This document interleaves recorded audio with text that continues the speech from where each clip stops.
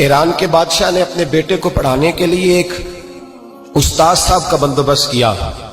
استاد صاحب کو کہا کہ میرے بچے کو دین پڑھائیے، میں چاہتا ہوں کل اس نے عنان حکومت کو سنبھالنا ہے تو یہ دین سے آگاہ ہو جائے، اس کو کچھ سکھائیے، پڑھائیے۔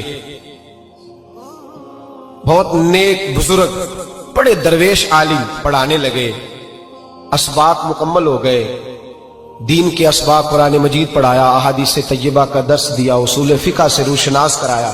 جب بچے نے مکمل تعلیم حاصل کر لی اور آمین ہو گئی، دستار ہو گئی، فارغ ہو گئے، تو پھر ایک دن استاد صاحب نے کہا بیٹے کل تم نے ضرور آنا ہے، کچھ بات کرنی ہے۔ شہزادہ گیا ملنے استاد صاحب سے، استاد صاحب نے کنڈی لگا لی، ہاتھ میں درہ پکڑ لیا، مار مار کے پورے وجود کو زخمی کر دیا، کوئی غلطی نہیں، کوئی بات نہیں، مارا۔ اب بچہ آیا آ کے بادشاہ سلامت سے کہا کہ ابا جی سمجھ نہیں آئی، بڑا مارا ہے استاد۔ تو سیانے تھے نا بادشاہ، یہاں تو قاری صاحب روز کٹہرے میں کھڑے ہوتے ہیں، مولوی صاحب آپ نے میرے بچے کو کیوں مارا ہے؟ آپ 8,000 کے مولوی ہیں، میرا کئی کروڑ کا بچہ ہے، سویرے بدل لیں گے، خبردار آپ نے بچے کو ہاتھ لگایا، اپنی حیثیت میں رہے معاذ اللہ۔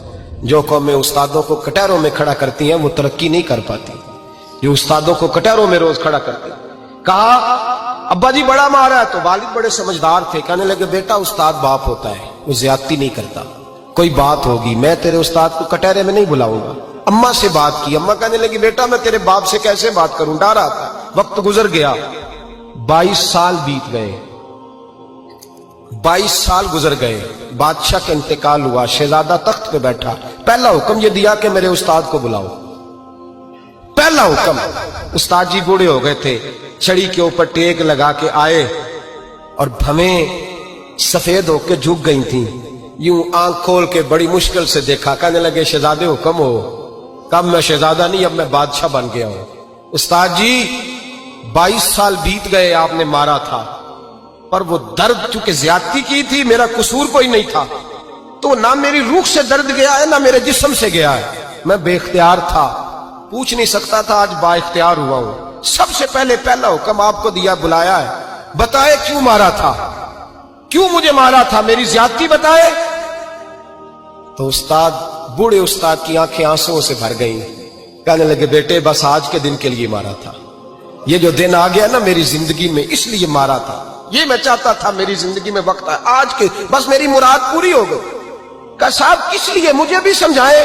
آپ فرمانے لگے کتنی دیر ہو گئی تجھے مار کھائے ہوئے، کتنا زمانہ بیت گیا؟ کہنے لگا 22 سال۔ فرمایا زخم بھولے تو نہیں، درد ختم تو نہیں ہوئی، تمہیں بات 1 منٹ کے لیے بھی تمہارے حافظے سے محو تو نہیں ہوئی؟ کہ استاد جی روز رات کو یاد آتی، روز خیال آتا تھا۔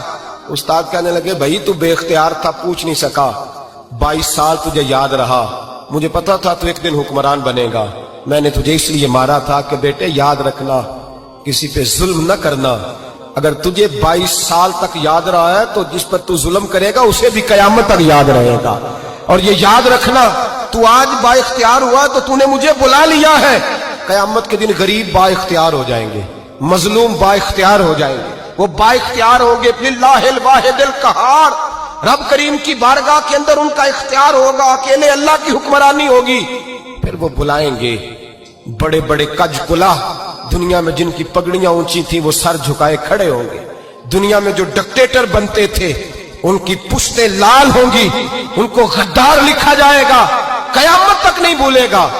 ظلم کرنا تو سوچ سمجھ کے کرنا، اتنا کرنا جتنا تم سہ سکتے ہو، اتنی زیادتی کرنا جتنی قیامت میں تم برداشت کر سکتے ہو۔